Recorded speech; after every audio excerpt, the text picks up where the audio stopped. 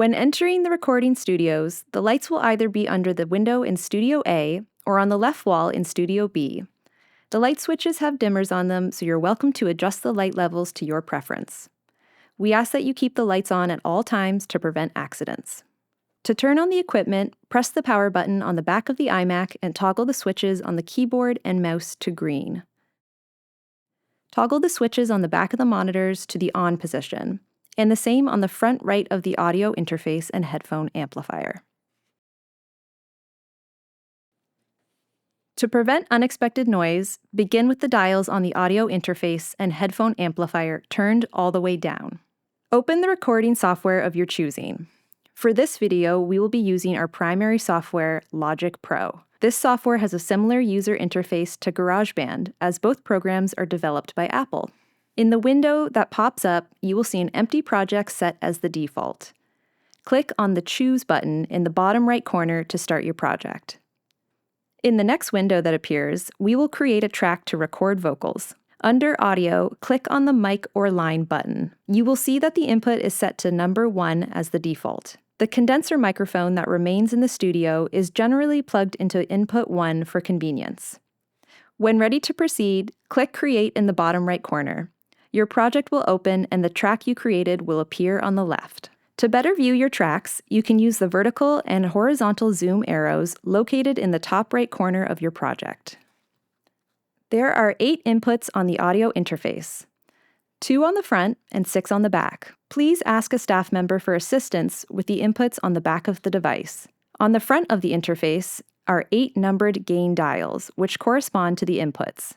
Turning these dials up or down will determine how much signal each input receives.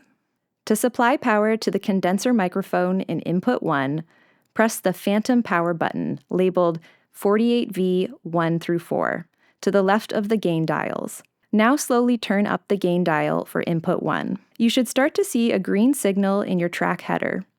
Adjust your microphone height and position the pop filter in front of the mic. Press the red record button at the top of the project to begin recording.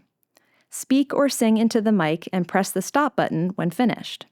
Take a look at your recording. The wave pattern should cut through the center of the track. If the wave strikes the top or bottom of the track, your recording is too loud. Turn the gain dial down to reduce the strength of the signal.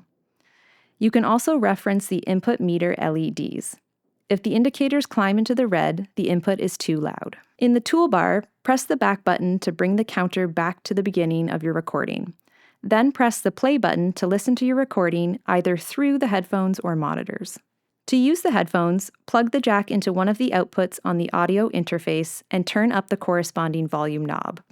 You can also plug into the headphone amplifier below. Before using the monitors, turn the phantom power button off to power down the microphone. Then, slowly turn the volume knob up for the monitors. Please note, while recording, the monitor volume should always be turned down to prevent feedback loops. This will protect the equipment and prevent hearing damage. To resume recording, turn the monitors all the way down before reactivating the phantom power button for the microphone. 10 minutes prior to the end of your session, we will ask that you stop recording and begin the saving process, as this can take several minutes. To save your project, click File and Save As. Title your project, click Desktop as the save location, then click the Save button in the bottom right corner. Minimize your project by pressing the yellow button in the top left corner. You will see your saved project appear on the desktop. To export a track as an audio file, click File, Bounce, and then Project or Section. Select the type of file you want to export, such as a WAV or an MP3. For a WAV file, check the box for PCM, and then select the file type from the drop-down menu on the right. For an MP3, check the box for an MP3 and increase the bit rates to their maximum quality of 320 kilobytes per second.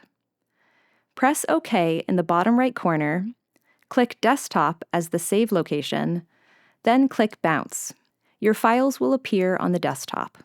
We recommend bringing a thumb drive with at least 8 gigabytes of free space to save your project. Please note that high-definition video projects may require more storage space. Also, removable hard drives that are formatted for PCs may not open on the Macs in the Media Studio. Projects can also be saved to a cloud service such as Google Drive or OneDrive. For Apple users, AirDrop is also available. Please note that any projects, login credentials, or personal information used during your session will be removed from the computers automatically upon restart or shutdown. Projects that are not backed up to an external source will be permanently lost. For this reason, we suggest backing your work up as you go.